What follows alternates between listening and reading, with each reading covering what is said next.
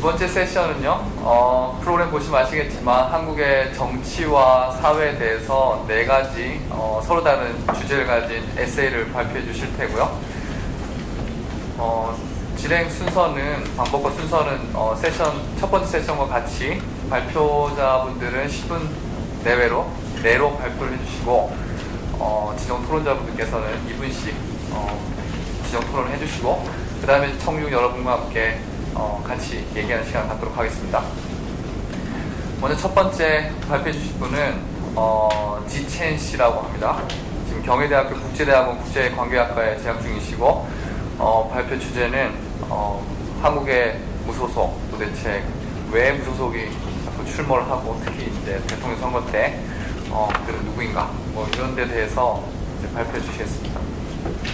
네, 여러분 안녕하십니까. 저는 경희대학교 국제대학원 국제관계학과에서 재학 중인 주청라고 합니다. 지금 대학원 3기이고요. 오늘 제가 발표한 주제는 무소속 민주진영이 새 멤버라는 제목인데요. 제가 이 강연을 들으면서 되게 생각하게 든 것은 안철수입니다. 제일 먼저 떠오르는 사람이 안철수입니다. 왜냐면 우리 강연 중에서 몇 분씩이나 얘기했던 사람이 있고요. 그리고 지금 아니지만 예전에는 한 2달 전에 되게 핫한 사람이었어요. 그래서 이 두 분은 다들 아시죠? 안철수 그리고 박원순 서울시장님입니다. 근데 이 두 분이 공통점이 있어요. 우리는 무소속 정치인입니다. 비록 박원순 시장님은 지금은 아니지만 박원순 시장님은 후보였을 때 무소속이었어요. 근데 이런 일이 일어났어요.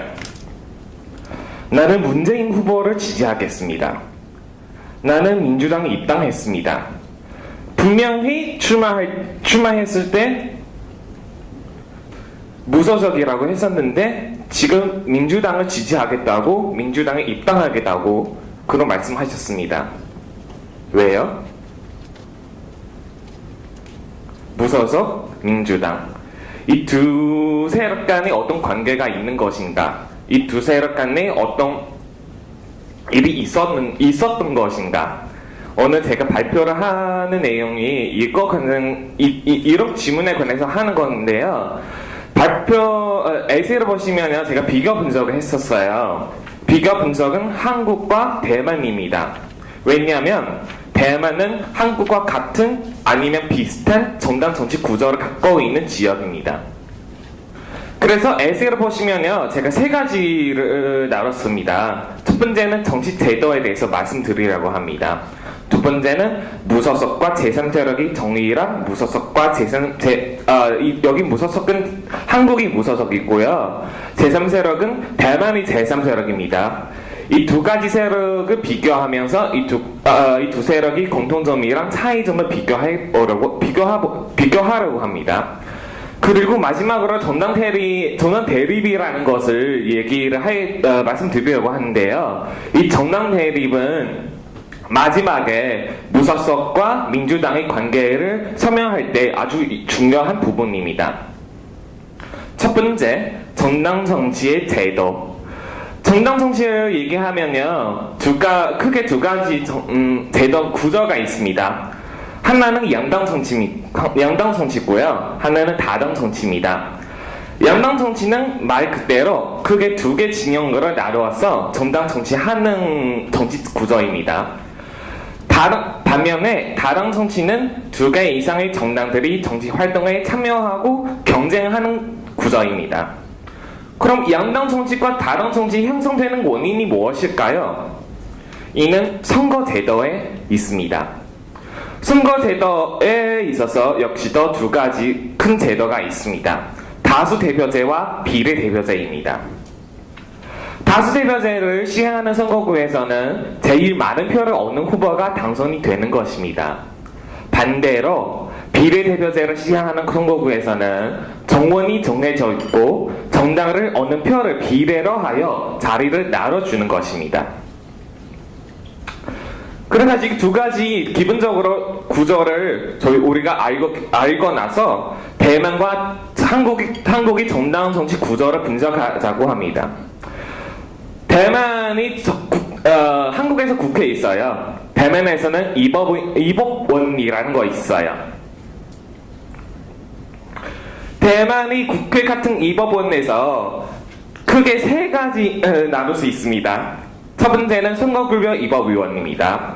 이는 대만을 73개 선거구를 나눠서 한 선거구에서 한 명씩 방송되는 제도입니다. 이는 역시 다수 대표제를 시행하는 선거구입니다. 두 번째는 대만에서 소수민족, 대만에서 말하는 원주민,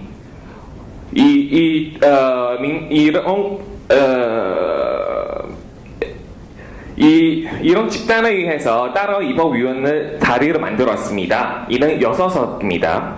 근데 여기서 다수 대표제도 아니고 비례대표제도 아니고 단기 이양 투표제를 시행하고 있습니다. 마지막으로 비례대표입니다. 이 비례대표는 34명입니다. 선거구별 입법위원 선거에서 정당별 투표율에 따라 정당에게 나눠주는 것입니다. 단 여기서 투표율은 5% 이상이어야 되고 정당별 당선자 명단 중에서 50% 이상 여성 대표 있어야 됩니다. 이는 대만 국회에서 다수 대표제는 65%, 비례대표제 30%, 그리고 나머지 단기 이양 투표제 바로 원주민 대표는 5% 정도 되는 것입니다. 이는 여기서 양당 정치라고 했었어요. 왜요?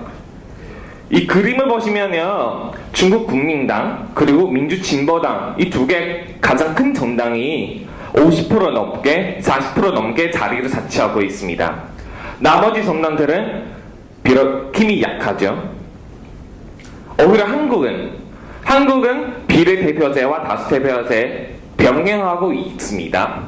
그 중에서 비례대표는 54명입니다. 다수대표는 246명입니다. 총 300명입니다. 이는 다수대표는 82% 정도 되고 비례대표제는 18% 정도 되는 것입니다. 역시 양당 정치인데요. 여기서 한국 제19대 총선 결과를 보시면 새누리당은 50% 정도 차지하게 됐고 민주통합당은 40% 정도 차지하게 됩니다. 근데요, 여기 한국 정당 정치 구조에서 무소속이라는 단어 나왔어요. 앞에 보시면 여기 대만 정당 정치 구조에서 친민당, 대만 단결연맹, 그리고 무당 단결연맹, 무소속이라는 단어가 나왔습니다. 여기 대만 단결연맹, 친민당, 무당 단결연맹, 그리고 무소속은 대만에서 흔히 말하는 제3세력입니다. 그럼 다음으로 무소속과 제3세력의 정의를 한번 살펴보겠습니다. 무소속, 한국에 있는 무소속 세력은 허약한 민주당을 대신하여 나가겠다는 정치인들입니다. 만약에 민주당이 힘이 강한다면 서울시장 보궐선거에서 야당 단일 후보가 나오지 않을 겁니다.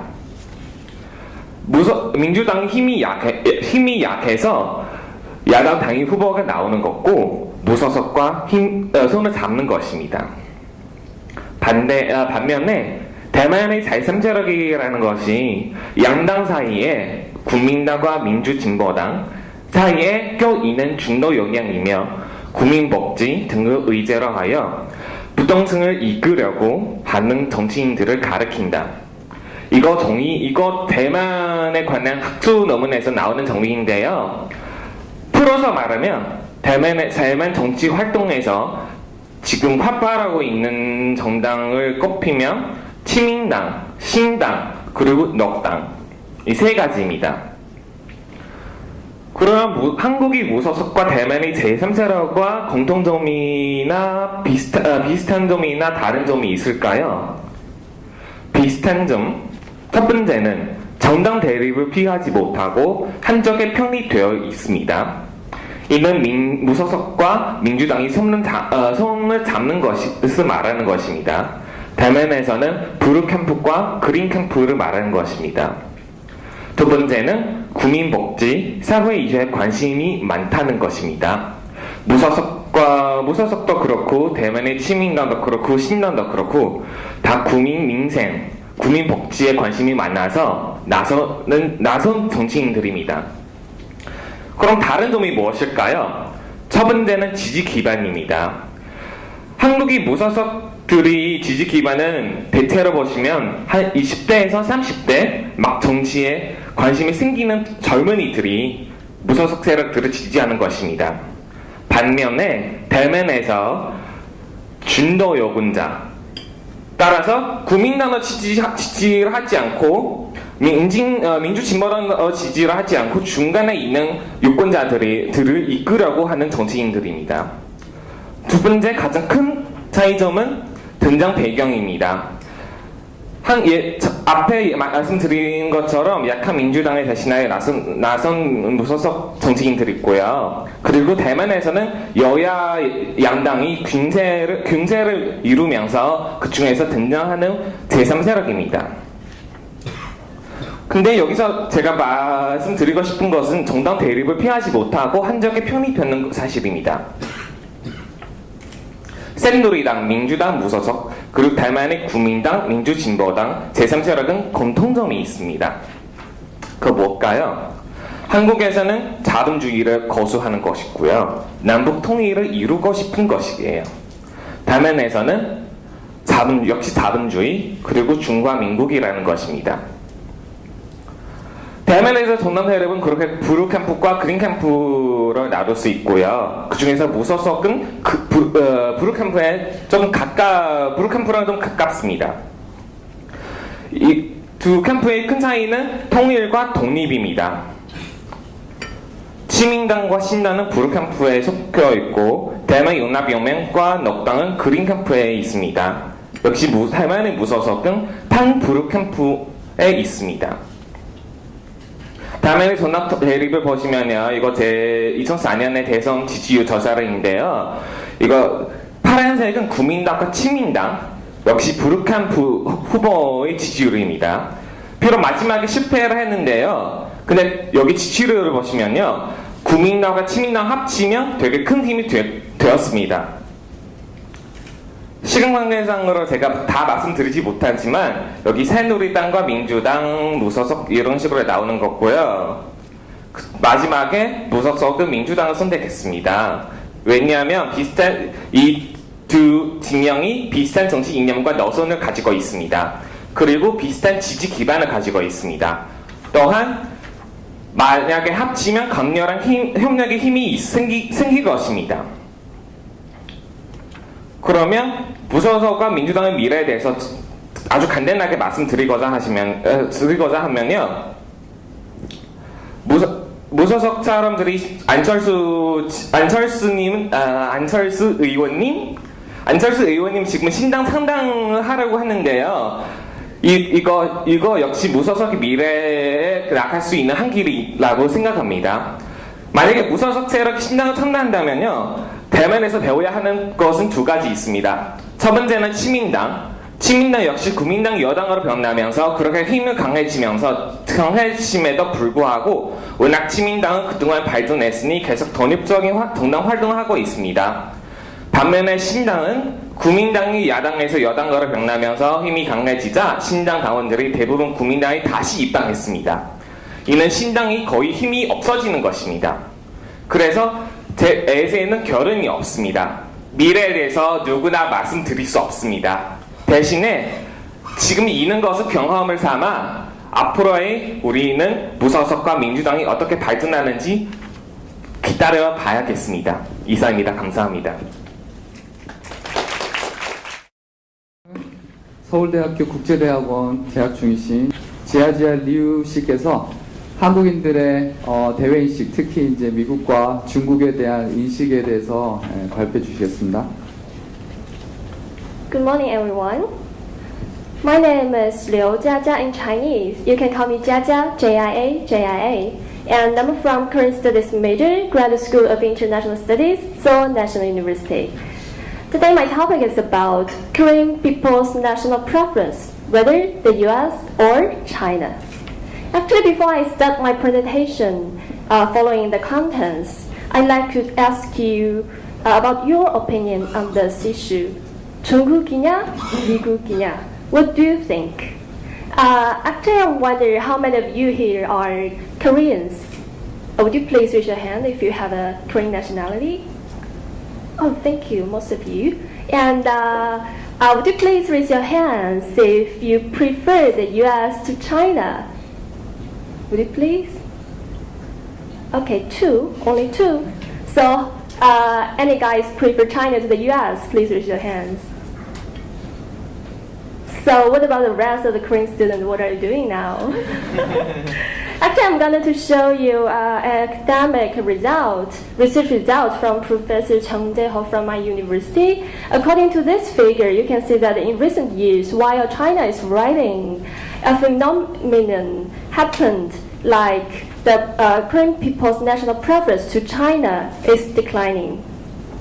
If you wanted to know the deep reason under this phenomenon, please refer to this book, because I'm not going to talk about the deeper reason for this phenomenon in my presentation. What I'm going to talk about is who prefer the US to China and who in Korea prefer China to US. This is the questions, the why questions. Also my main hypothesis for this presentation. Here you see I set hypothesis like, age, perceptions of North Korea, year of survey, and sex as independent variables. Usually in our equation, they are on the right side and known as the X. We call it independent variables in quantitative research. And the national preference between the US and China, I call it dependent variables. Usually in equation, it's known as Y on the left side of the equation. So this equation will be like when X changes, the Y will also change. This is like the Euro equation we use in quantitative research. So here's the point I wanted to show you. What I wanted to test through my quantitative research using the cumulative data from Academy of East Asian Studies, Tsinghua University, is that whether the four factors I suppose really have an impact when the Korean people are making their perceptions, whether to choose US to prefer or to choose China. So here I'd like to share with you of some of my research results. Before the explanation, I want to tell you all the figures I got from the programming through software called SAS. It means that I only get the raw data. It's like the respondent A, he choose like A, B, C, D, and respondent B, they choose like C, B, A, D, and through programming, I get this kind of figures by myself. And through this figure, it's easy to see that these people who were born in the 1940s, they have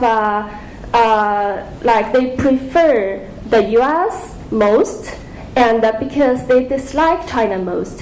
And another feature of this figure is that those who were born in the 1960s, they prefer China the most and dislike the US most here.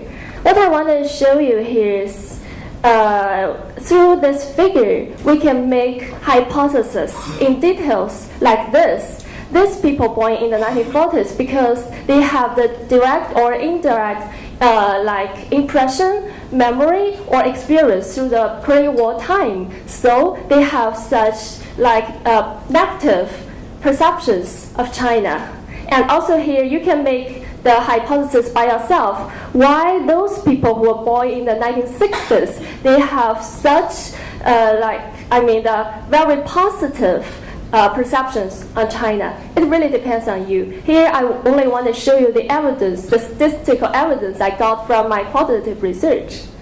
And the second figure I want to show you is that I suppose Korean people's perception of North Korea, it will have some impact on Korean people's national preference. And according to the result here, it really does, because you see the lengths of the red bars are different.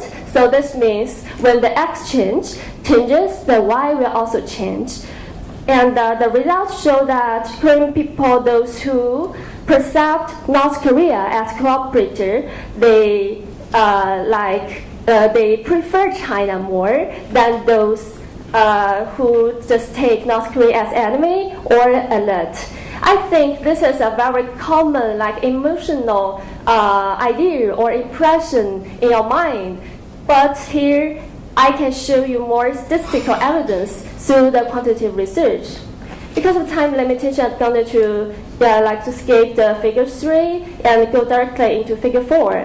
Here, the hypothesis I test is whether sex can have some impact on Korean people's national preference. It's easy to say that among the fewer people who prefer China to the US, there were more female, and among the more people, the majority who prefer US to China, there are more male. And what's more interesting is figure 5 and figure 6, because according to figure 5 and also 6, I found that among the male, they are more willing to get access to the political news. And on the other hand, the women are more willing to get access to news about culture and entertainment.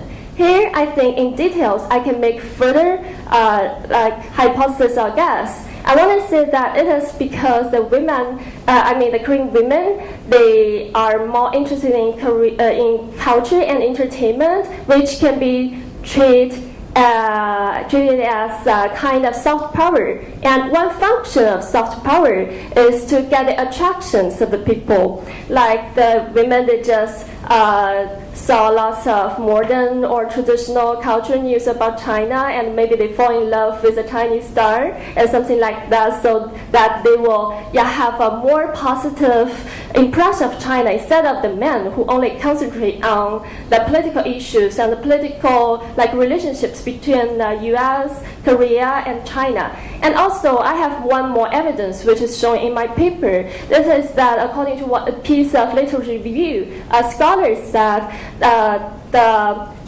US-Korea relationship, the alliance relationship, is one of the reasons that could cause the negative perceptions of Korean people. The Korean people's negative perceptions on China. So I think through the statistic evidence, I can also make such hypothesis in details. And to double check my frequency analysis, I also ran a regression analysis. I'm not sure if all of you here are familiar with such quantitative research. What I want to tell you is really simple. Among so many numbers, you see there are 3 here, which is their Korean people's perceptions of North Korea and the year of survey, which is skipped in the slides, and also sex. This 3 has a p-value, which is smaller than 0.0001. In quantitative research, the number of, the PR value, if it's smaller than 0.001, this means that this variable can really make a very big difference on the Y, on the dependent variable, which here is Korean people's national perception. And for the age, I tested at the very first place. It shows a p-value of 0.0228, which is a little bit bigger than the 0.0001. But it also makes a little bit sense because compared to the control variable, I set here the gray, which means the education level. The number is much bigger. So here I want to make a small conclusion, like the age, it does make an impact on Korean people's national perceptions, national preference, but the influence is not as strong as the rest 3 variables. So as time is really limited, I want to directly come to the conclusion part, which is instead of conclusion, I want to make some implications through my quantitative research. Here, after the several lectures provided by the Korean Korea Friendship Program, I found that most of the researchers and lecturers, they are really interested in the qualitative research instead of quantitative research. And my major is Korean Studies. I think most of you here also have a major related to Korean Studies. But I want to show you that Korean Studies can also be a part of social science, and we can also use quantitative research. We can do programming, and we can also to analysis the data by ourselves, so that to provide statistical evidence before we make a hypothesis and to go deeper through qualitative research. This is the value of my research, I think. Thank you very much. 강원대학교 사회과학대학원 사회학과에 재학 중이신 사울 세르나 씨께서 발표해 주실 테고요. 에세이 주제는 왜 한국의 기독교회가 게이 커뮤니티 혹은 반차별 금지법이라고 국회에서 이렇게 제출된 법안이 있었는데, 거기에 이제 동성애자도 차별하면 안 된다 이런 내용이 들어 있었다고 합니다. 거기에 대해서 왜 한국의 기독교회들이 그렇게 반대를 하는지 거기에 대해서 이제 발표해 주시겠습니다.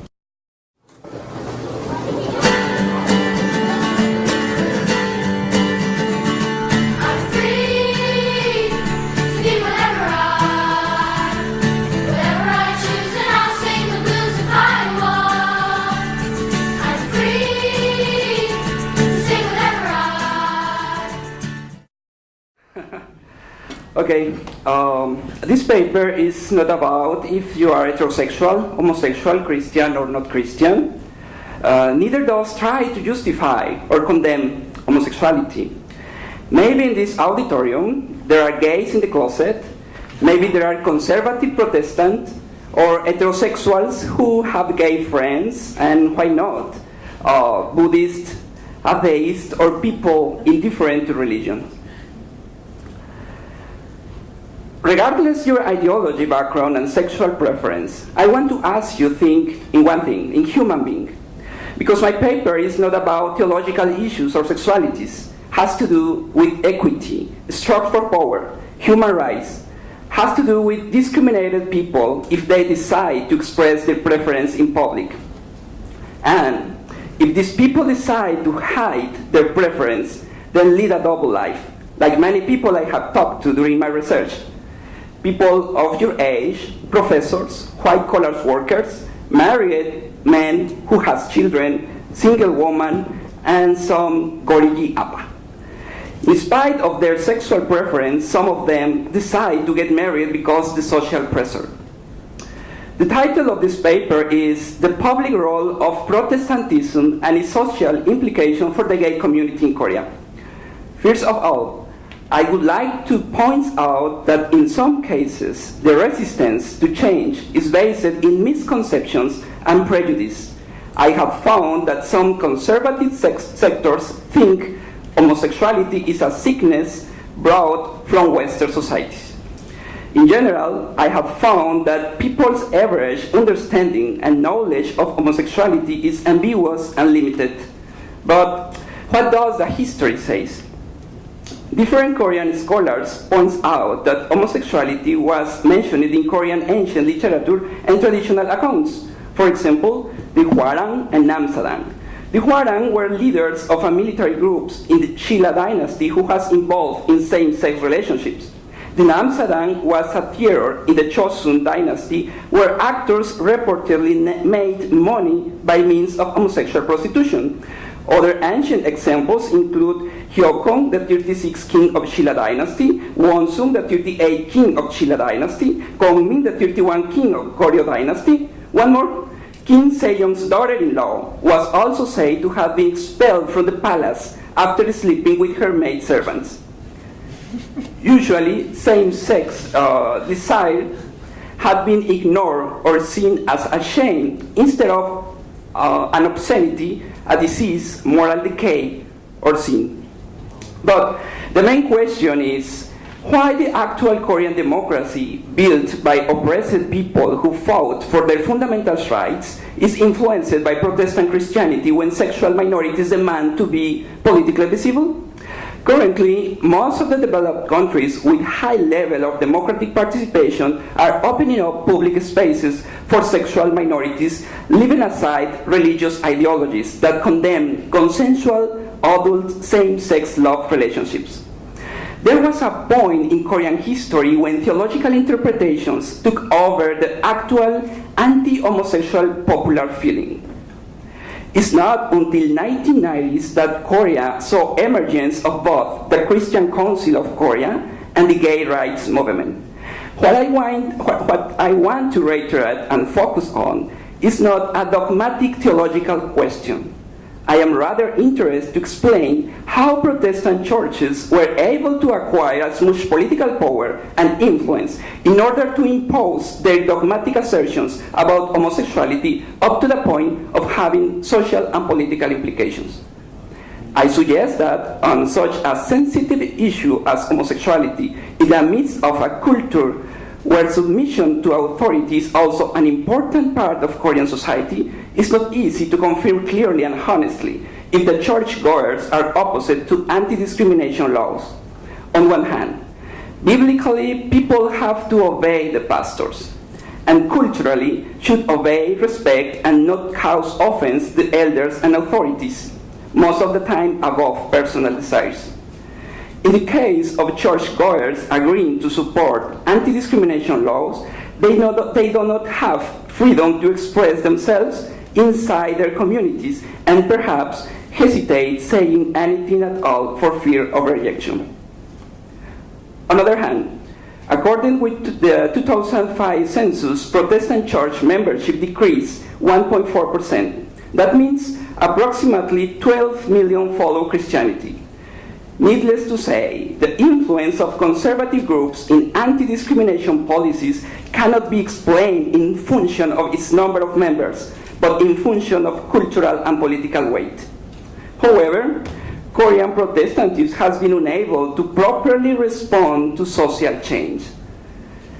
In its attempts to socialize and nationalize Christian philosophy, promoting laws based on Christian ethics, as well as gathering political forces that advocated anti-North Korean policies, Christian Council of Korea exploits this sensitive situation for creating fear, mobilizing recruits, and taking the leadership role among Christian fundamentalist groups. With large number of churchgoers who feel threatened by an anti-discrimination bill that conservative Christian groups describe as satanic bill, it is easy to combine homophobia with two classic fundamentalist ideologies effective in Korean society: nationalism and anti-communism. In other words, although the reality of today's society is different, evangelical nationalism and anti-communism combined with an anti-gay rhetoric are mechanisms for transforming faith into non-inclusive and equitable political ideology. Why the Democratic United Party lawmakers would not move on without the blessing of church groups? There is no single explanation for understanding such Christian political empowerment. First, the Conservative Alliance are capable of inducing macro mobilization in a specific situation because they are not limited to the Christian coalitions, but extend to with non-religious groups who share ideological similarities. The political parties do not want to lose votes, obviously. Second, even values of freedom, equality, and toleration are best preserved if religion is removed from public affairs. This case shows us that separation between religious beliefs and public policy is not clear among believers with political vocations. It looks like the interests of lawmakers are mixed with their religious principles clearly being driven by a conservative agenda that wants to impose by law religious beliefs in a multicultural and multi-religious country. According with Jin Ho Kim, the objective of Christian political empowerment is to transform society into a world of the church seeking sanctification of society. However, this aim, besides invading not only individuals' personal lives, diminishes consciousness to social public awareness rather than consolidate coexistence and negotiation.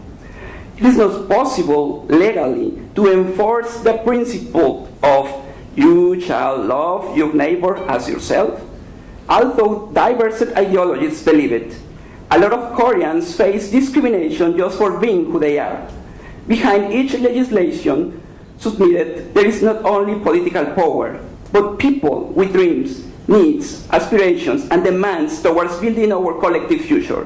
According with United Nations, lesbian, gay, bisexual, and transgender rights are human rights. Democracy must guarantee these basic human rights. Thank you. 오늘의 마지막 에세이입니다. 왜 한국 사람들은 북한의 위협에 대해 외국인보다 덜 두려워하는가? 아주 재밌는 주제죠. 한양대학교 국제학대학원의 하이수 왕 씨께서 발표해 주시겠습니다. 네, 안녕하세요. 한양대학교 재학 중인 왕하주입니다. 오늘 저는 왜 한국 사람들은 북한의 위협에 대해 외국인보다 더 두려워하는가에 대해 발표하고자 합니다. 작년 12월 북한이 로켓을 발사 후 올해 3월 한미 키 리저브 훈련을 계기로 북한은 정전 협정을 일방적으로 폐기, 그리고 남북한 전시상황 선언 선포 등을 통해 남북 관계 긴장시켰습니다. 4월 9일 북한은 남한의 외국인들은 대비하라고 엄포를 놓았고 한국을 방문하는 외국인의 수도 감소했습니다. 그리고 한국 내에서도 귀국하거나 자퇴한 유학생까지 있었습니다. 하지만 한국 사람들은 외국 사람과 같은 큰 소란이 없었습니다.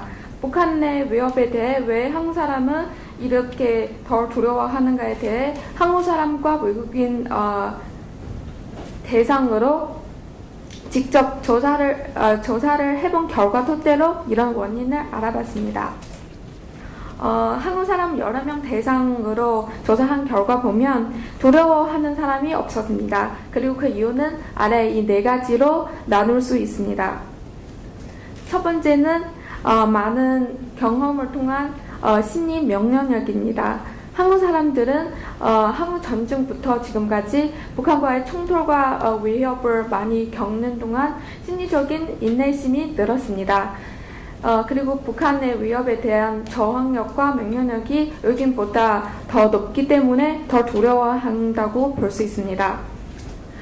전쟁에 대한 불안을 느낄 때 사재기 현상이 일어나기 쉽습니다. 1993년, 94년대 북한 위협 때에는 사재기 현상이 있었지만 올해는 일어나지 않았습니다.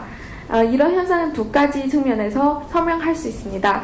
첫 번째는 학습 효과입니다.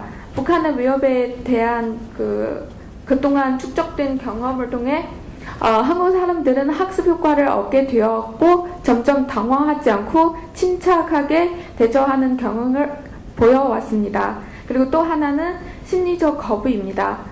사람들은 자신 인지한 무엇인가가 견디기 힘든 고통을 안겨주면 인지된 현상을 잠재적으로 억누르거나 거부하는 경향을 띱니다.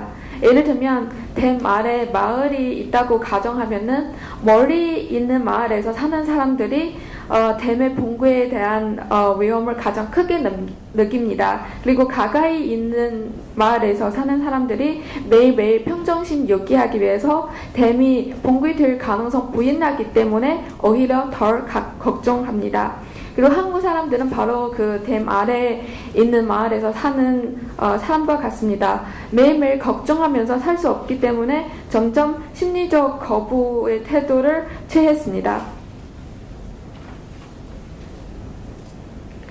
그리고 한국 사람들은 그 심리적 거부 태도와 학습 효과 결합하면 더 굳건한 자기 확신을 형성하게 되며 두려움을 낮추는 데도 도움이 됩니다. 많은 외국인 사람들은 학습 효과나 심리적 거부와 관련한 의식 없기 때문에 북한의 도발 행동 보면 불안과 걱정이 생기기 쉽습니다. 그리고 2번째 원인은 북한에 대한 이해 정도입니다. 한국 사람들은 북한에 대한 정보 많이 접하게 되고 연구 전문가 아니더라도 북한에 대한 기본적인 이해도가 높습니다. 학습 효과이란 경험과 심리적 거부라는 정서적 측면에 더해 합리적 분석에 기초한 북한 행동의 이해와 예측이라는 이성적 사유의 측면이 결합되었기 때문에 두려워하지 않다고 보입니다. 반대로 외국인들은 북한에 대해서 상세히 이해하고 있지 않아서 쉽게 불안해할 수 있습니다.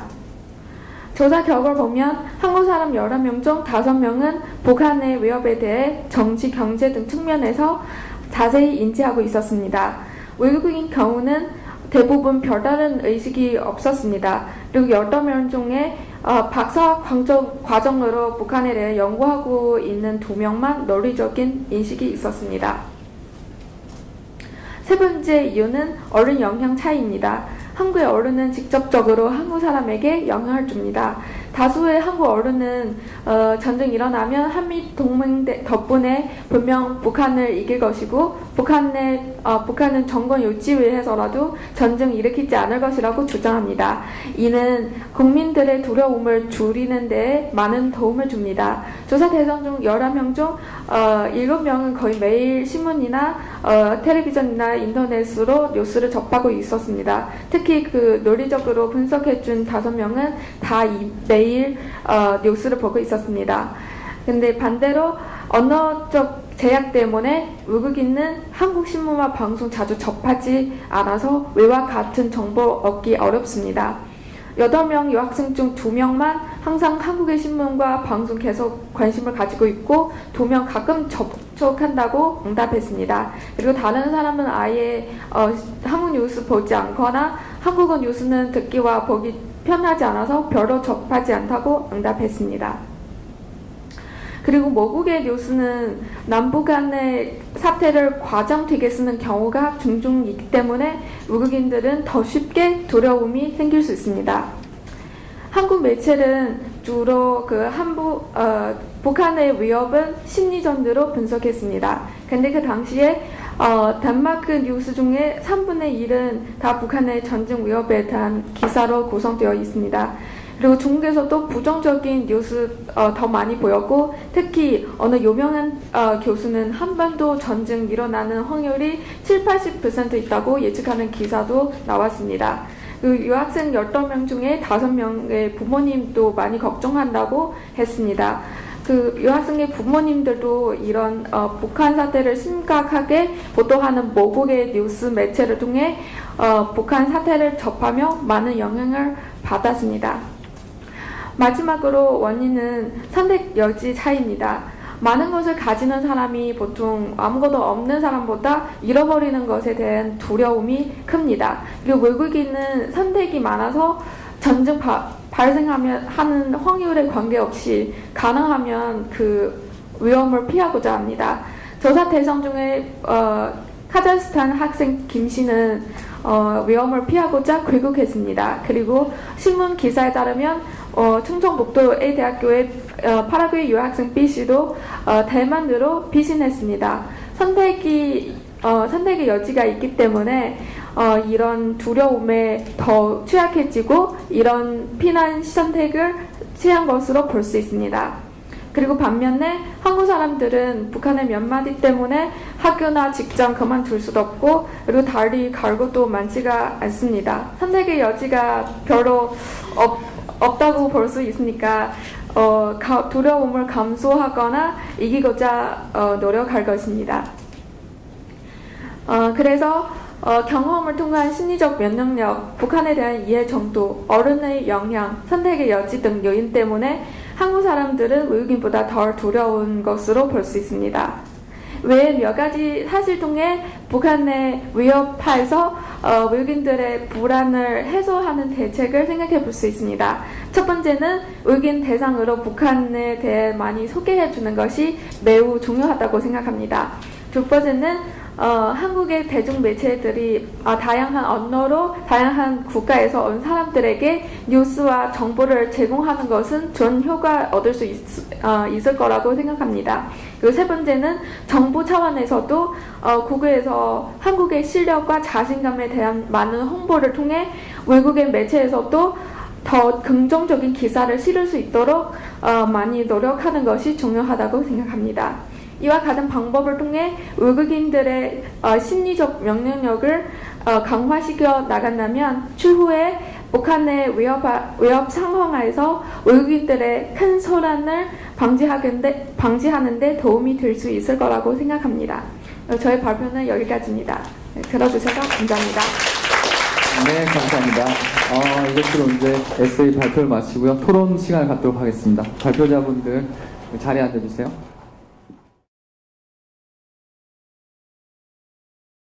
아까 마찬가지로 에세이마다 그 지정 토론자분 두 분씩 먼저 토론을 듣고 답변을 듣고 그 다음에 청중 여러분들과 함께 얘기하는 시간 갖겠습니다. 먼저 지첸 씨의 한국 무소속에 관한 에세이에 대해 가지고 서울대학교 국제대학원의 이나영 씨와 하버드대 정치학과 박사과정 이윤진 씨가 토론을 먼저 해주시겠습니다. 이나영 씨. 발표 너무 잘 들었고요. 저도 이번 대선을 거치고 굉장히 궁금해하던 부분도 의아하게 생각하던 부분이었는데 굉장히 잘 지적해 주신 것 같습니다. 한 가지 약간 궁금증이 드는 것은 지금 대만 케이스와 비교를 하셨는데 한국의 무소속이 갈 방향을 이제 시나리오를 제시하시면서 대만의 제3세력이라고 불리는 친민당과 신당 이야기를 하셨는데 이 두 경우는 이제 야당이 여당이 돼서 굉장히 힘이 커졌을 경우인데 한국의 경우는 지금 그 야당의 힘이 그렇게 크지 못한 상황에서 과연 이것과 비교하는 것이 적절성이 얼만큼 있는지에 관해 의문이 좀 들고요. 그리고 좀 개인적으로 궁금한 점은 저도 이번 대선을 거치면서 굉장히 느꼈던 점이 무소속이 등장한 것도 흥미로웠지만 또 한국 사람 여론이 무소속이 굉장히 많이 몰리는 경향을 목격을 하게 되어서 야당과 여당이 모두 실증이 난 이 성향을 볼 수가 있었는데요. 혹시 대만 내에서 여론은 이 제3세력이라고 불리는 당에 대한 대만 내에서 대만 사람들의 여론은 어떤지 좀 개인적으로 궁금합니다. 감사합니다. 주첸 씨가 하시고 싶은 말은 한국은 무소속이 민주당이랑 편입되고 손을 잡는 이유가 because 그 유권자가 다 섞이고 있는데 오버랩이 많이 된다고 하셨는데 그러면 대만의 그 중간 유권자들은 누구인지 그리고 왜 대만은 두 진영 그러니까 오버랩이 아니라 그 독립적인 third composition of the society가 있는지 who are they? 그걸 좀 더 설명해 주시면 재미있을 것 같아요. 그게 정치적인 상황이 다르고 국제 정치적인 상황도 다르고 ethnically 다르고 national identity도 약간 디베이트가 있잖아요. 타이완이즈 아니면 중화 이런 식으로. 그래서 그러면 우리나라 같은 경우는 아까 이나영 씨가 말한 대로 무소속에 대한 여론이 좋은 편인데 who are they? And will Korea have a third big composition? 네, 코멘트로 너무 감사했고요. 질문도 되게 재미있고 되게 뜻 깊은 질문을 하신 것 같은데요. 첫 번째 질문에 대해서 대만의 케이스에서 야당과 한국에서 지금 민주당이 아직 야당인데 아직 힘이 부족하기 때문에 혹시 대만과 비교될 수 있느냐 이런 질문이신 것 같은데 제가 그 발표 중에서도 그렇고 에세이에서도 제공해 드린 것은 2004년 대선 결과를 지지율을 제가 보여드렸어요. 근데 그때는 2000년부터 2008년까지 그때 지금 여당인 국민당이 야당이었어요. 그래가지고 2000년에 처음으로 대만에서 민주화 선거를 시행했습니다. 처음으로 민주 선거를 시행했는데 야당인 민주진보당이 등장했습니다. 정권을 잡았습니다. 그래가지고 국민당이 반성하면서 그렇게 개혁을 많이 했는데 2004년에 친민당과 손을 잡았어요. 그리고 이때는 다 야당으로 등장했고요. 그리고 그때는 제가 또한 무소속이 지금 한국의 무소속이 여론의 힘을 많이 받다라고 그렇게 하신 것 같은데 대만에서는 역시 정치 얘기하면 되게 짜증이 나요. 되게 싫어해요. 지금도 그렇고 옛날에도 그렇고 지금은 뭐 발전소 때문에 핵파동 발전소 때문에 문제가 되고 있고, 그리고 뭐 중국과 무역 협정 때문에 지금 싸우고 있어요. 지금은 국회에서도 그렇고 그걸 하는데, 대만에서 무소속이라는 개념이 되게 미미하다고 해야 되나요? 되게 그렇게 정확하게 무소속 제3세력이라는 거 없어요. 단지 그 국민당과 친민당 지지하지 않는 사람을 이끌려고 하는 정치인들이 있습니다. 이는 제3세력이라고 부르는 겁니다. 그래가지고 지금은 단지 제가 발표에서 말씀도 드렸는데 블루 캠프과 그린 캠프 있어요. 블루 캠프에서 친민당과 신당이 들어가 있고 그린 캠프에서 넉당과 뭐 대란당 들어가 있어요. 이는 정확하게 제3세력이지만 그렇게 중도적인 the third power, 정확하게 the third power 아니에요. 그리고 나머지는 자연에서 무소속도 있긴 있는데, 근데 대부분은 그 정치 이념적으로 블루 캠프가 가까워서 블루 캠프적으로 갖고 있어요, 지금은. 그래가지고 이는 한국이 무소속이랑 좀 비슷한 속력이 가지고 있다고 제가 개인적으로 그렇게 봅니다. 왜냐면 그때는 국민당이 야당이 되면서 힘이 약해지면서 친민당과 손을 잡았어요. 민주당도 힘이 약하니까 무소속이 나오는 거예요. 그런 식으로 봅니다. 그리고 두 번째 질문은 그거 뭐였죠? The third power에 대해서 질문을 하신 것 같은데요. 혹시 다시 한번 말씀해 주시겠어요? 그러니까 제가 여기서 느낀 거는 대만은 더 그 제3세력이 더 뭔가 발전되어 있다는 거? 따로 이쪽도 아니고 저쪽도 아니고 진짜 따로 인디펜던트 베이스가 있는 것 같아요.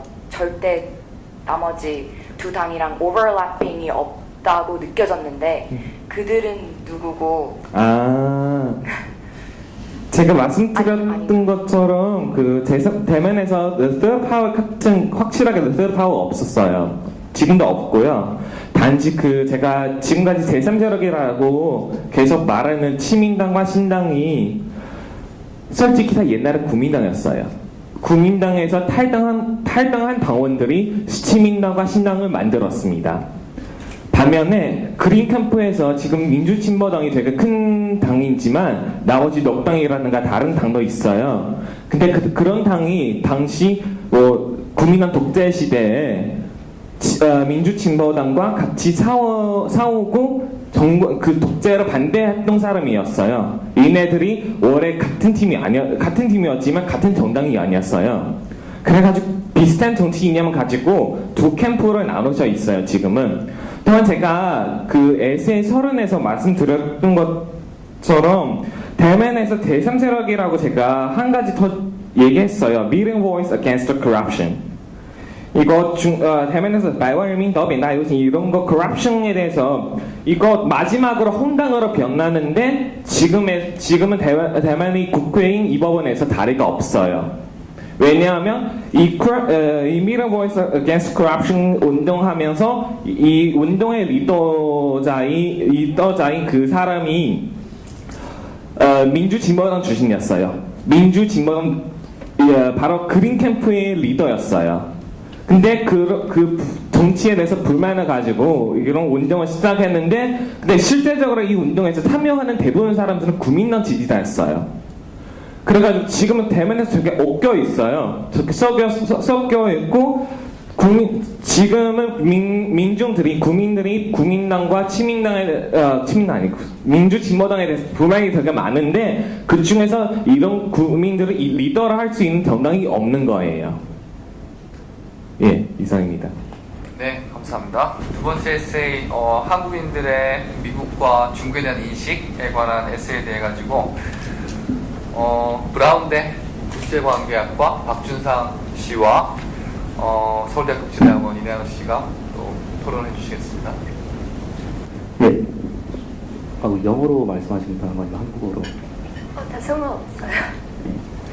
그러면은 일단은 굉장히 개인적으로 뜻깊은 페이퍼였다고 생각해요. 왜냐면 이제 이제 Korean Studies가 메이저라고 하셨는데 이제 보통은 이제 Regional Studies들은 좀 인문학적이거나 아니면 Interdisciplinary Studies에 치중되는 경향이 있잖아요. 그러면서 분석학적인 방법론을 도입한 건 굉장히 있다고 생각하고요. 다만 좀 아쉬웠던 거는 이제 question을 하나로 이제 who라고 말씀하셨잖아요. question이.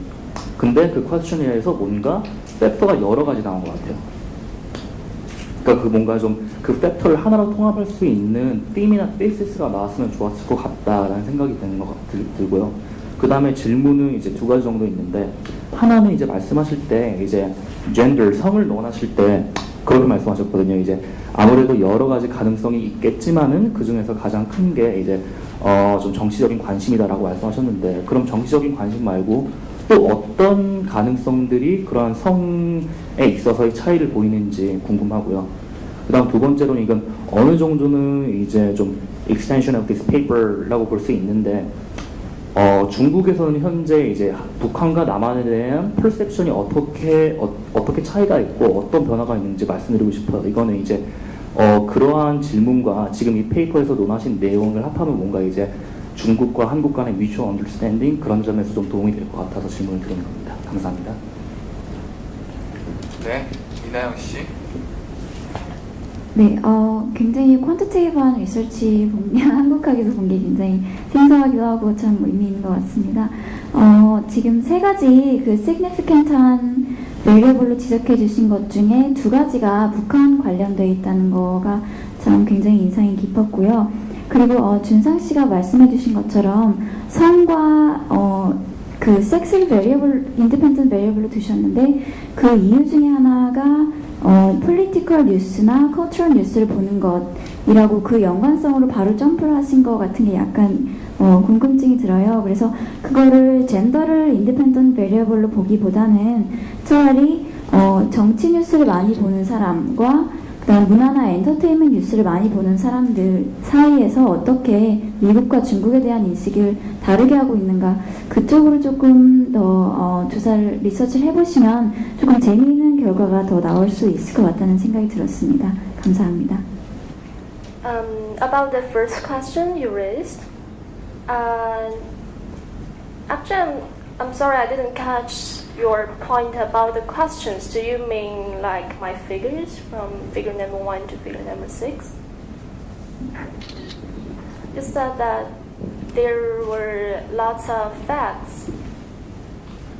그러니까 제가 Yeah. 제 개인적인 이제 인상일 수도 있는데 뭔가 좀 이제 팩트들이 이제 연결되지 않고 분산되어 있다는 이런 개인적인 느낌을 받았습니다. 인상은 그런 점에서 integrative thesis를 탐험했으면 뭔가 좋지 않았을까.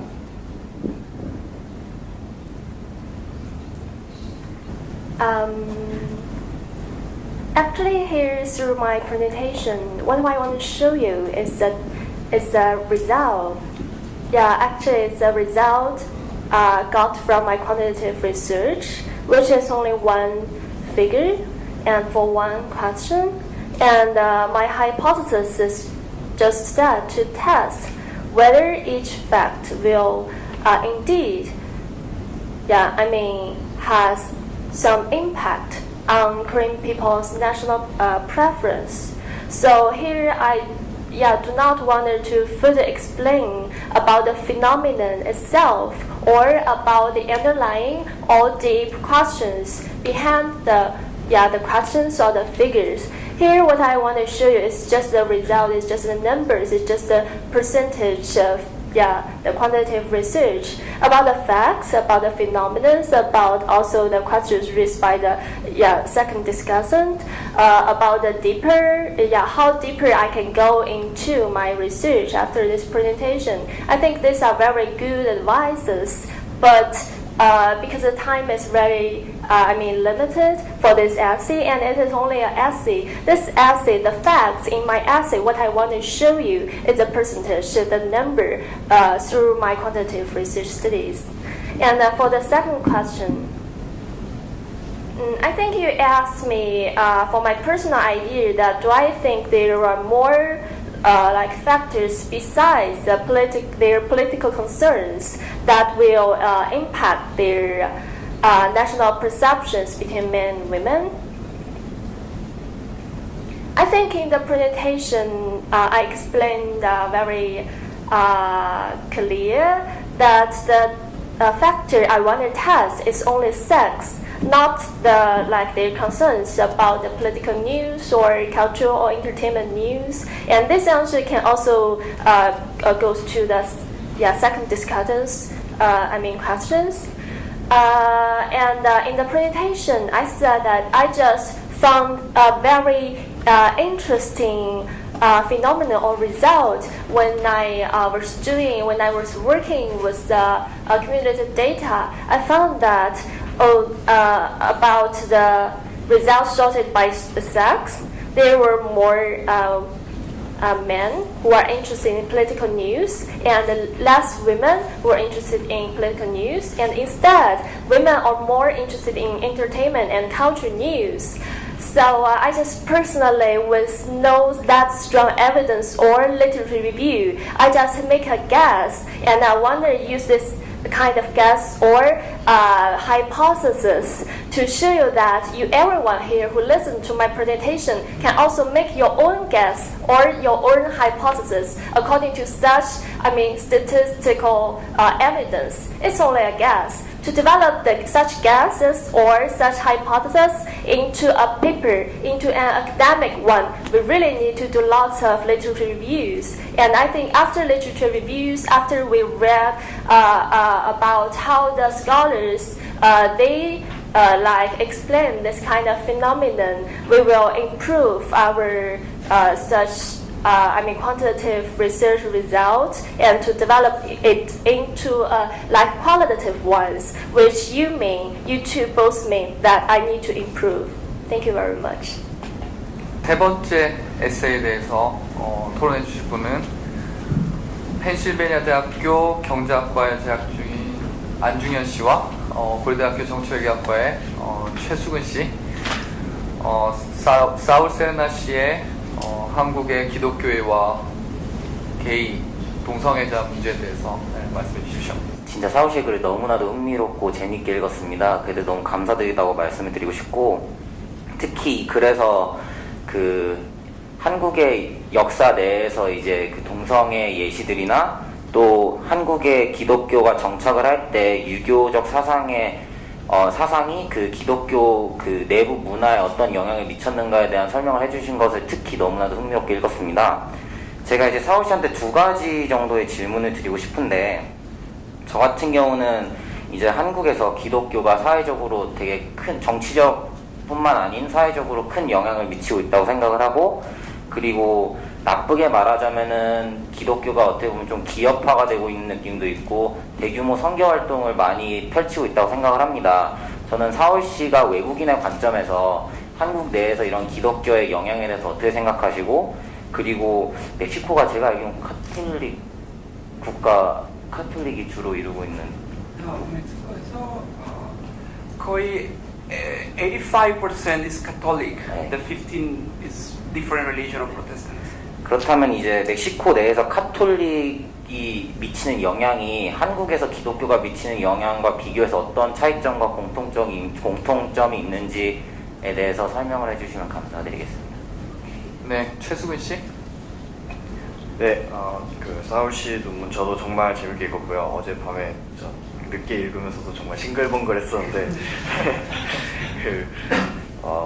이제 제가 이해한 거를 바탕으로 말씀을 좀 드리면은, 이제 기독교가 이런 한국에서 어떤 법안을 막을 정도로 강력한 정치적인 동원력이 가능했던 것이 이제 반공주의, 민족주의와 연결돼서 가능했다고 이제 분석을 하셨는데, 그러면은 여기에서 좀 연장선에서 보면은 북한에 대한 위협이 줄어들었을 경우, 그러니까 한국이 반공주의를 어느 정도 내려놓을 수 있게 됐을 경우, 이제 이런 반동성애적인 정치적인 동원도 좀 줄어들 것인지, 그렇게 보시는 것인지 궁금했고요. 그리고 2번째는 제가 정말 흥미로웠던 거는 유교가 동성애에 대해서 딱히 적대적인 주장을 하기보다는 거의 무시하는 쪽으로 가고 있다고 이렇게 말씀해 주셨는데, 제 생각에는 사실 정치적인 동원뿐만 아니라, 정치적인 영역뿐만 아니라 일상적인 영역도 이런 성소수자들에게는 정말 중요한 영역이라고 생각하는데, 그런 측면에서 저는 차라리 비난하고 이렇게 욕설을 퍼붓는 것이 아무 말도 안 하고 무시하는 것보다 나을 수도 있다는 생각을 해요.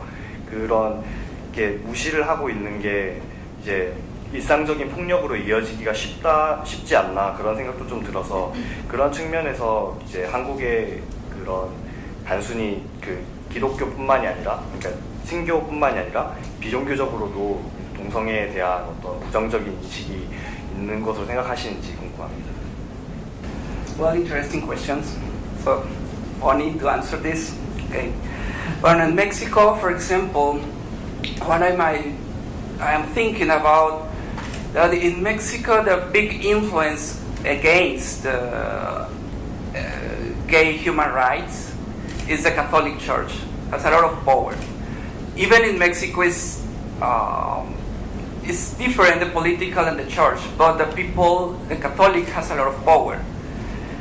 But in Mexico, there are a lot of civil organizations that has a lot of power to push and to support the gay human rights.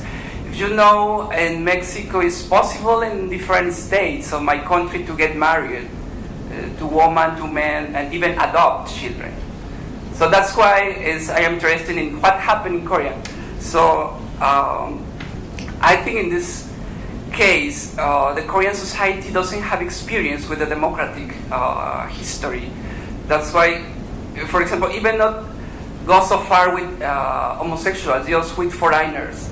In my experience, walking the streets, the children and some adults, some people, 외국인. So I said, 한국인. So 깜짝 놀랐어요, the children. So the Korean society needs this kind of experience.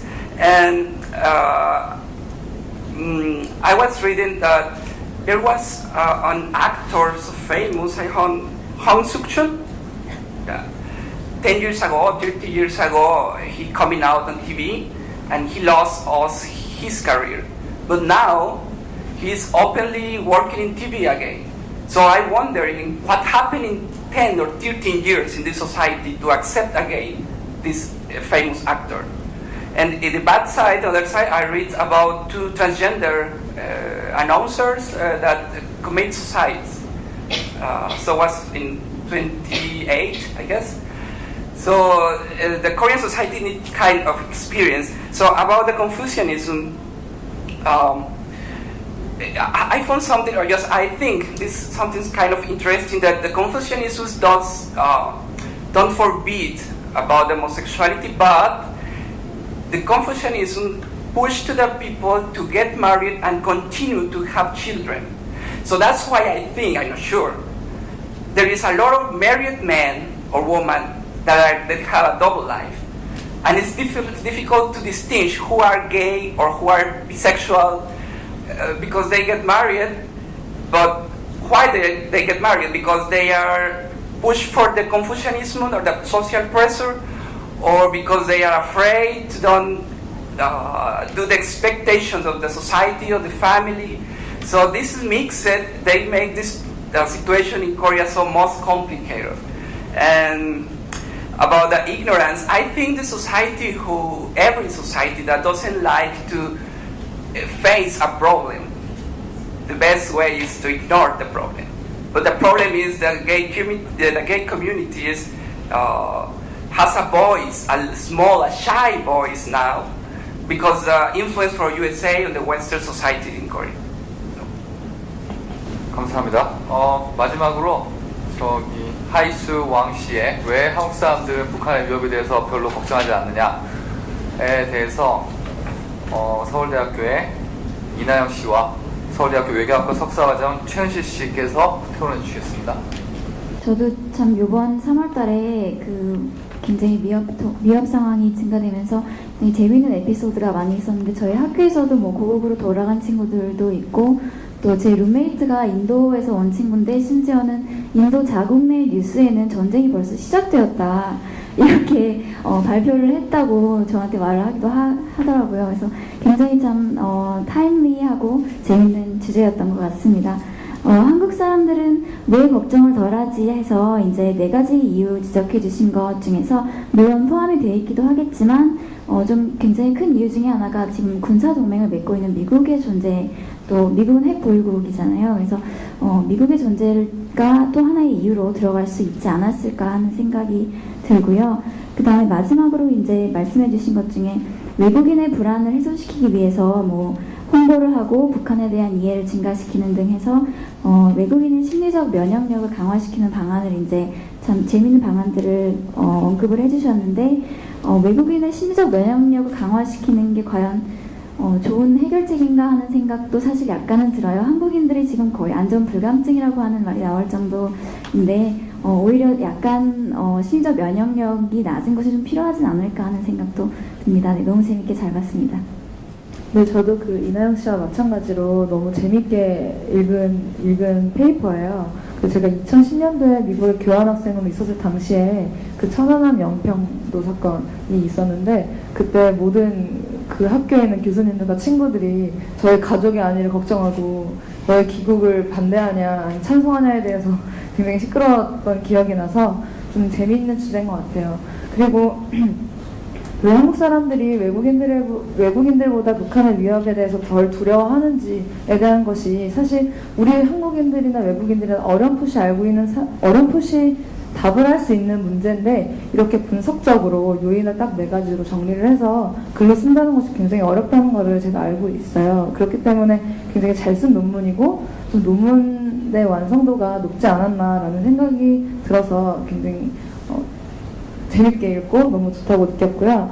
그 몇 가지 이제 드리고 싶은 질문은 그 요인 중에 처음으로 이제 한국인들이 위협인식이 낮을 수밖에 없는 이유가 북한에 대해 보다 정확한 이해 그리고 그런 정보가 많이 늘어났기 때문이다라고 하는데 좀 여기에 대해서는 반론이 제기될 수도 있을 것 같아요. 왜냐하면 물론 여러 가지 그러니까 예전에 비해서 예측력이라든지 정보력, 그러니까 학습 효과로 인한 많은 정보들이 쏟아져 나오고 있긴 하지만 우리가 얼마나 정확히 북한을 이해하기 때문에 위협 인식을 덜 하는가에 대해서는 좀 이론의 여지가 있을 것 같고요.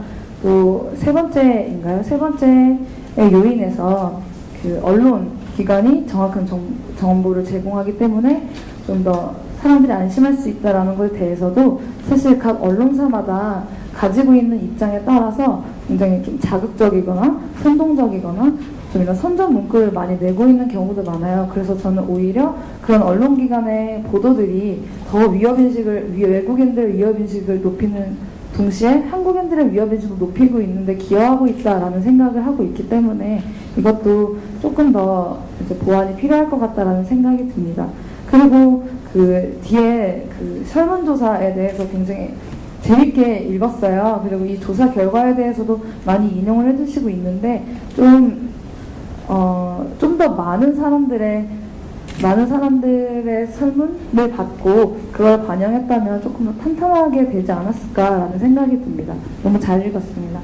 제가 이 논문 쓰려고 그냥 왜 이 주제 선택했냐면 제가 당시에 많이 두려워했으니까 많은 사람에게 물어봤어요. 그래서 저 주위의 친구들, 뭐 교수님들, 심지어 직원 대학교 행정팀의 선생님들에게 다 물어봤어요. 그래서 제가 사실 이 조사는 논문 쓰기 위해서 조사하는 거 아니라 그냥 제가 개인적으로 두려워했기 때문에 조사한 거라서 이거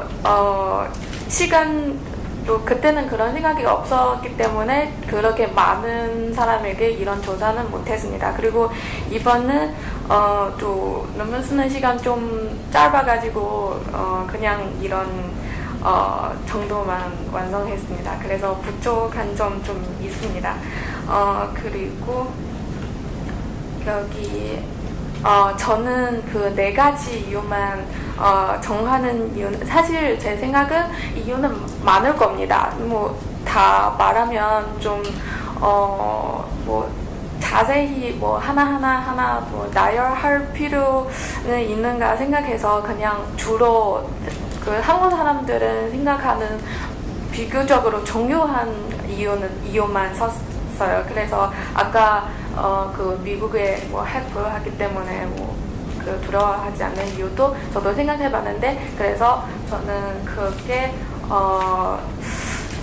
그냥 이것 때문에 아마 한국 사람들은 여기 자신감도 생기기 때문에 그래서 생각해보기에 그냥 1번, 2번으로 그냥 들어갈 수 있는가 이렇게 생각했기 때문에 이런 이유는 안 썼어요. 그리고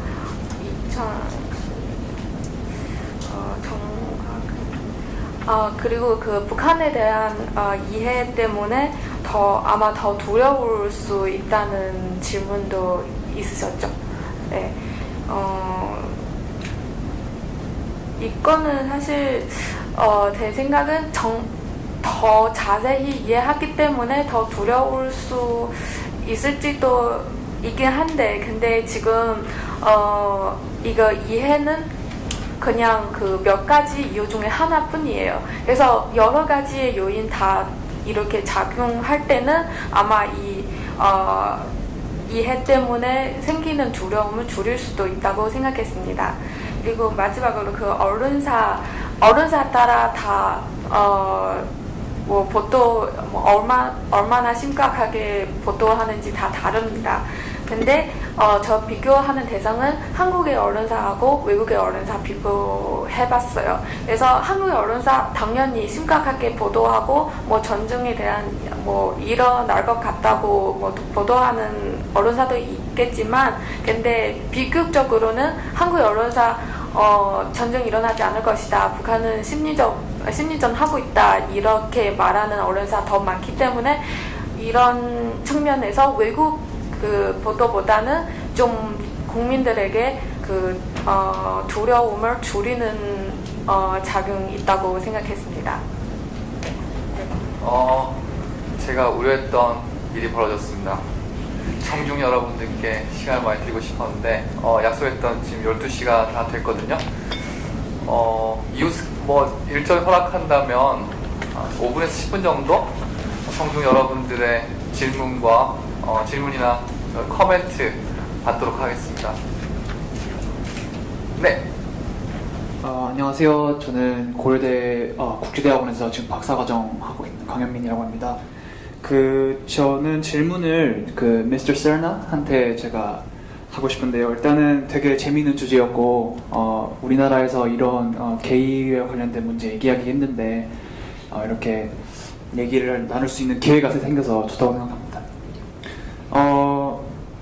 제가 이거는 코멘트에 조금 더 가까운데요. 일단은 제가 생각이 들었던 거는 일단은 그 프레젠테이션 하시는 거 들으면서 조금 이제 우리 이제 한국 사회와 이제 그 법과 관련된 제도 이런 거를 중심으로 해서 어떻게 그 게이나 이런 문제에 대해서 문제들이 다뤄지고 있는데 대해서 말씀해 주셨는데 우리나라 같은 경우에 일단은 이 법 제도에 대해서만 문제를 얘기하는 것은 솔직히 조금 너무 얕지 않나 생각이 들었습니다. 왜냐하면 이 게이 문제라는 것과 그리고 여기서 지금 나타나는 이러한 법들이 나타나는 이유들이 일단 아까 말씀하신 대로 그 confucianism 같은 그런 value의 question에 더 가깝고, 그 다음에 그 religion이나 종교와 관련된 것도 많고 문화나 관습의 이런 문제거든요.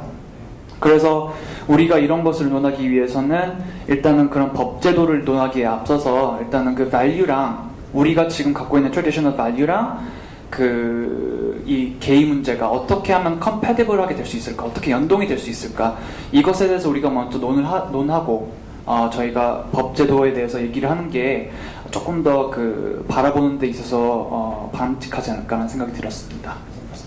감사합니다. Well, yes, I think the mass media has a very important point in this situation because they've shaped the public opinion of the people. If the mass media maybe they show different kind of bad things based on prejudice, the people is going to think about it. Just I was wondering that if religiously the Korean Council of Church they oppose because it's against the Bible, against good values, etc. I was wondering if the council Korean Council Church. They want to make a movement against the greedy or hypocrisy, or maybe the Sundays. All the Christians in this country go to the church, but there are many Christians who go to work on Samsung over time. So why there is not a movement against the people who go, Christian people who go to work Sundays instead of go to the church? So when the interpretation of the religious values has two sides, it's not congruency. For example, in the Bible, you can read the hypocrisy is a lot of mentions by Jesus and in different religions. You have to be honest with yourself. So who make a movement against the hypocritical people and oppress them and kill them, like Uganda is discussing a death penalty for gays.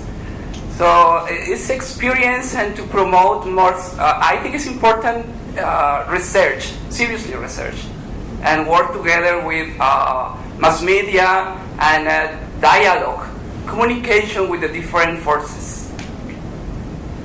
네, 안녕하세요. 동아시아연구원에서 인턴으로 일하는 김수정이라고 합니다. 저는 지천 시절 때 전성인인데요.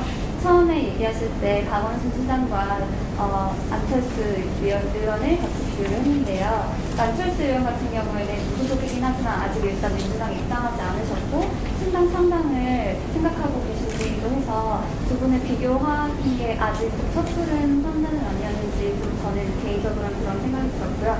제가 볼 때는 두 분은 굉장히 다르다고, 특히 안철수 의원 같은 경우에는 안보 쪽에서는 보수시기 때문에 민주당과 오버래핑되는 그런 포리컬 이슈가 물론 복지나 이런 부분에서는 분명히 있지만 좀 다르다고 생각을 하거든요. 그럼 앞으로 개인적으로는 그거에 대해서 어떻게 생각을 하시는지, 그리고 또 앞으로 이런 무소속으로 나오시는 분들이 결국에는 민주당에 입당을 하기 위해서 어떤 정치적인 입지를 넓히기 위해서 무소속으로 나와서 주목을 받는다고 생각을 하시는지, 아니면 안철수 의원처럼 개인적으로 다른 민주당이나 새누리당과는 전혀 다른 패러다임을 가지고 나오는 분들이 많을 거라고 예상을 하시는지 궁금합니다. 질문 감사하고요. 첫 번째는 제가 안철수 의원하고 박근순 서울시장님 비교하는 뜻이 아니고요. 처음부터. 왜냐하면 박근순 시장님이 하셨 당시에 그 무소속으로 출마하셨잖아요. 그래가지고 두 분이 다 무소속으로 나오셨는데 박근수 시장님은 민주당에 입당하셔가지고, 그리고 안철수 의원님은 그 대선 때는 사퇴를 빠져가지고 그 문재인 후보를 지지하겠다고 그런 식으로 말씀하셨으니까 제가 이 질문 저 개인적으로 왜 무소속이랑 민주당이 늘 좀 뭐라고 말하지? 선을 담는다고 이런 식으로 질문을 생긴 거예요. 그리고 두 번째 질문은 미래 무소속에 관해서 질문하신 것 같은데요. 솔직히 지금까지는 무소속이라고 하니까 진정한 무소속이라고 볼 수 없어요. 왜냐하면 제가 말씀드렸듯이 지금 무소속 세력은 허약한 민주당을 대신하여 나선 사람이니까 민주당과 그 정치 노선이라든가 정치 이념이라든가 이런 것에 가까운 점이 되게 많습니다. 근데 안철수 위원장님은 그렇게 민주당과 멀리 계신 분 아니에요. 그냥 이념적으로 좀 노선적으로 좀 다른 점이 있지만 그렇게 민주당과 협력하는 가능성이 되게 있다고 제가 개인적으로 그렇게 봅니다. 그리고 앞으로 미래에 무소속이 또 등장한다면 안철수 위원장님처럼 그렇게 인기를 얻을 수 있을까라는 질문이 있어요. 제가 개인적으로. 그래가지고 무소속이라고 만약에 나오려면 뭔가 새로운 정치 이념적으로 새로운 노선이라든가 이런 거 필요하다고 제가 개인적으로 그렇게 봅니다. 네, 이상입니다. 지아지아 씨께서 여기 하이수 씨께 꼭 드리고 싶은 질문이 있다 해서 짧게 기회를 드리도록 하겠습니다. 네, 감사합니다. 저는 마지막 발표자 에세이의 과학성에 대해서 질문이 있는데요. 질문은 일단 영어로 하겠습니다. You mentioned that in the topic of your essays, like why Korean people are less fearful of blah blah blah. So here I believe that the 연구 대상 you mean here is all the Korean people. But in your essay about the surveys you used are only like 11 people, and also for the foreigners you only have those who are like in their 20s and 30s, but for the Korean nationals you have like from the 20s to the 50s and the 60s, and in such situation you also did a comparison between the two groups of people. So I'm really wondering how scientific do you yourself believe that your essay has, and also you really mentioned, and I understand that because of the limitation for your preparation for such very excellent essay. If I were you, I was given such like short period of time, I would choose to focus my topic only on like Korean people in their 20s or in their 30s, instead of using such a big title. Why Korean people they are less fearful. 사실 이거 저는 그 나이대로 한국 사람들에게 조사하는 그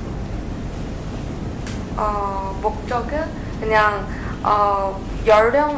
연령별대로 그 설명하는 이유, 사실 두려워하지 않는 이유는 좀 다릅니다. 그래서 예를 들면 20대, 30대는 좀 뭐 정서적으로 아니면 좀 경험적으로 말하는 거 좀 많고, 그리고 40대, 50대 사람들은 좀 이성적으로 분석하는 면이 좀 많기 때문에 이렇게 썼어요. 그리고 사실 그냥 20대, 30대 사람은 왜 두려워하지 않은가에 대해 제 생각은 그냥 꼭 20대 사람 중심으로 할 필요가 없다고 생각했으니까요. 그냥 전체, 물론 이 11명 사람은 전체 한국 사람 대체할 수는 없습니다. 하지만 제가 접촉했던 그 사람들 다 뭐 거의 없다고, 두려워하지 않다고 생각했으니까 저는 그냥 이렇게 제목을 정했습니다. 물론 뭐 과학적인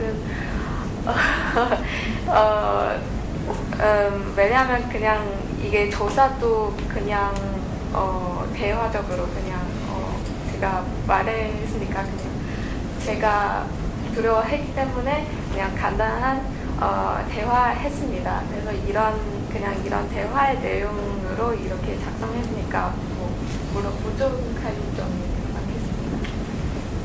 즐거우셨나요?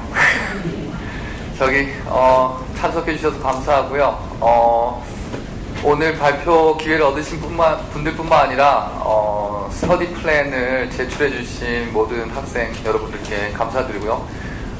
정말 재밌는 주제도 많고 했는데 시간 관계상 오늘 7분 에세이만 발표를 들었습니다.